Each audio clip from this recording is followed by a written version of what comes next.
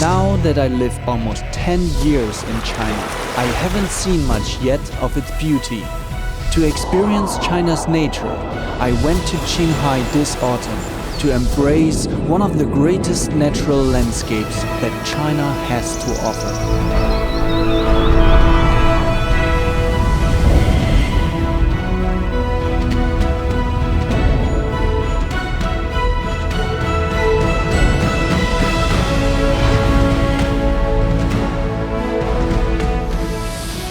Qinghai has one of the largest provinces of China by area, but has the third smallest population with about 6 million people. And that's very little for China's standards. It feels great to occasionally have less people around you than in any of the large cities. It gives you time to breathe and enjoy what natural landscapes and beauty China has to offer. We started our journey at the Kanbulan National Forest Park, which lies about 150 kilometers from Xining, the capital of the Qinghai province. The desert scenery outside of Tongren comes to a pinnacle in this national park where flaming red mountains meet the turquoise waters of a reservoir created by the damming of the Yellow River.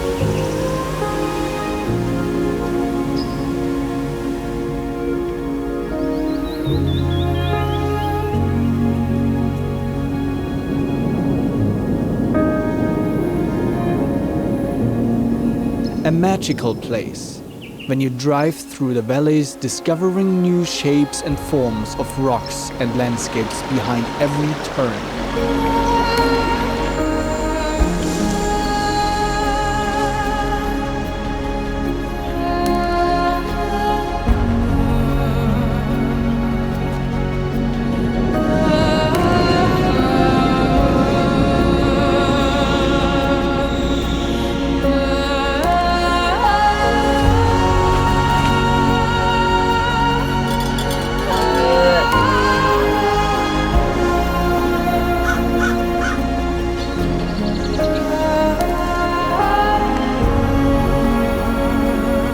The autumn time allowed us to see the landscape in its most beautiful form.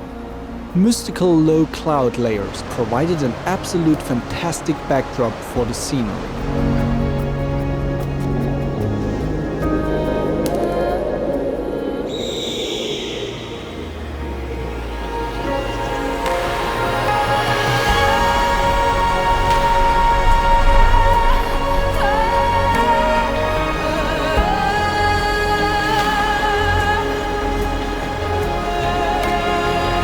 The Danxia landform in Kambula is composed of red clutonite, and the surface of the rock body is as red as rosy clouds.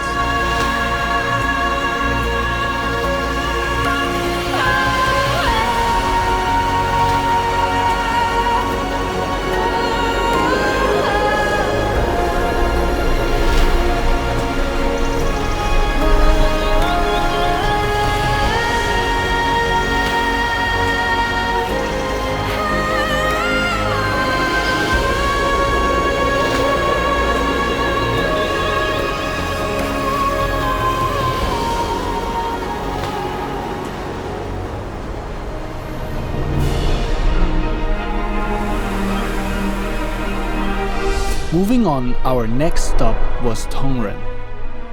Tongren sits on the edge of the Tibetan Plateau in a region historically known to its nomadic inhabitants as Amdo. The town's origins stretch back several hundred years when it emerged around the establishment of the Rongro Monastery. In 1958, the monastery first opened to public. The complex is divided in upper and lower monasteries, each with its own set of prayer halls, courtyards, and artist studios. The monastery combines Tibetan and Han Chinese architectural styles and serves as an important religious and cultural center. It now has 3 academic institutions and more than 500 lamas.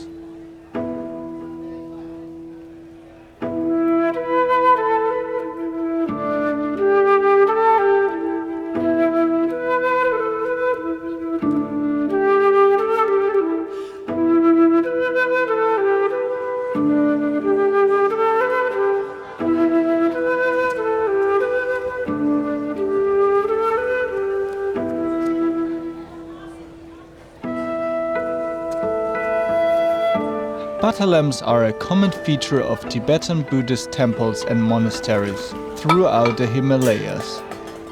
The lamps traditionally burn clarified yak butter, but now often use vegetable oil.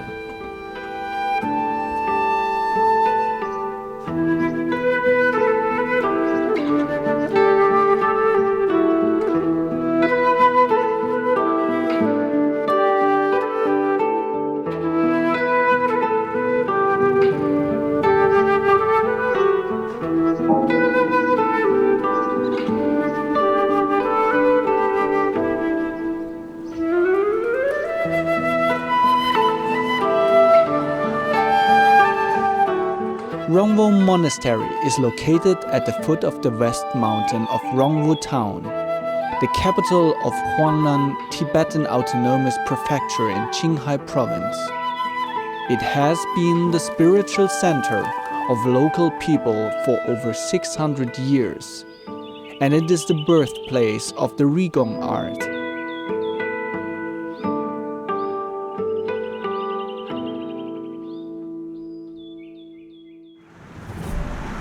Then we drove on to Dabo town, located 100 kilometers south of our next destination. The road to the 3,800-meter high Golok city was one of the most beautiful scenic roads, but also proved to be one of the most difficult and dangerous ones I have ever driven on.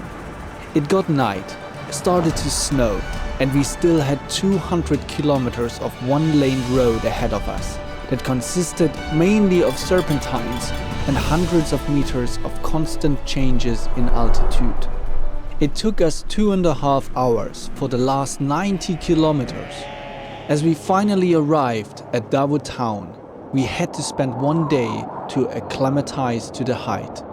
At an altitude of 3,800 meters, this city is one of the highest cities in the world, and even higher than Lhasa. On the next day's morning, we could finally start our adventure to the highlight of the entire trip, the Amni Majen Mountains. Amni Majen is one of the 4 sacred Tibetan Buddhist mountains in China and is of great importance to Tibet. It is a mountain less traveled by tourists, therefore it remains its primitive features. Amni Majen was known to the West in Victorian times. Its late discovery had 2 main reasons. Firstly, it is a holy mountain, the home of a god, Ma Chan. Secondly, and perhaps most importantly, it is the home of the Goloks.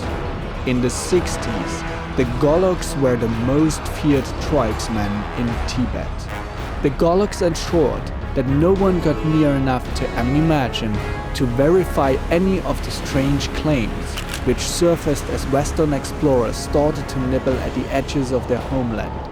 In 1922, General George Pereira saw Amni Majen from a distance of 160 kilometers and was impressed enough to think that it might prove higher than Everest. By 1956, having seen the glories of Minya Konka and Everest, he had second thoughts and could not help but conclude that the Amni Majen is not much more than 6,400 meters. In 1960, the Chinese reported that they had climbed Amni Majen and that a survey had revealed it to be 7,160 meters. The legend of Amni Majen had finally been laid to rest.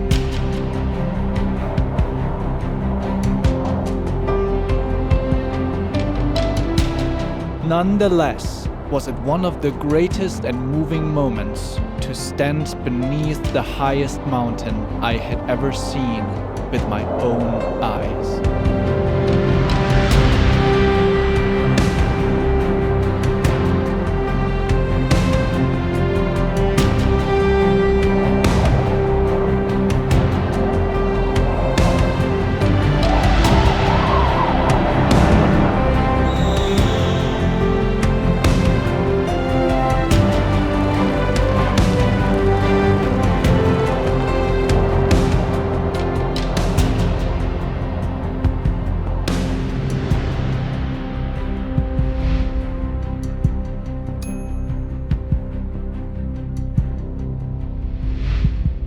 After we drove around 9 hours to the northeast, we arrived at our destination, the Qinghai Lake.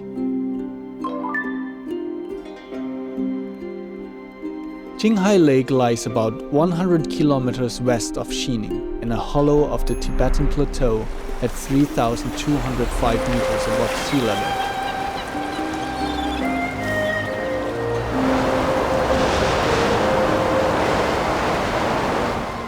The Qinghai Lake is the largest lake in China.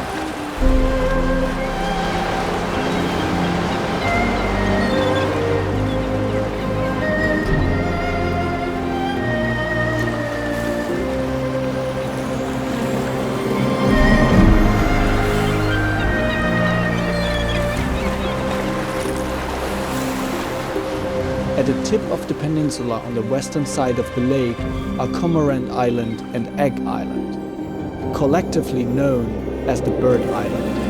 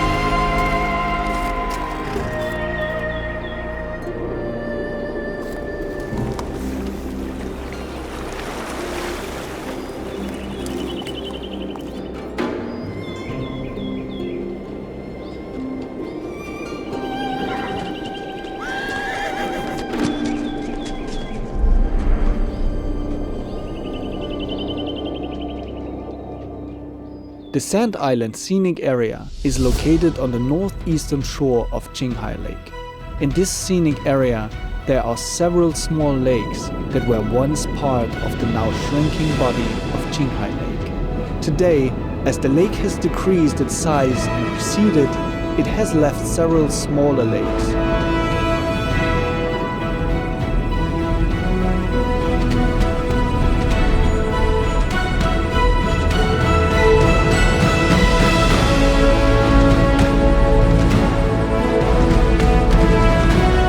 The sand dunes that result from centuries of erosion are reaching up to 50 meters in height and stretch 80 kilometers into the lake.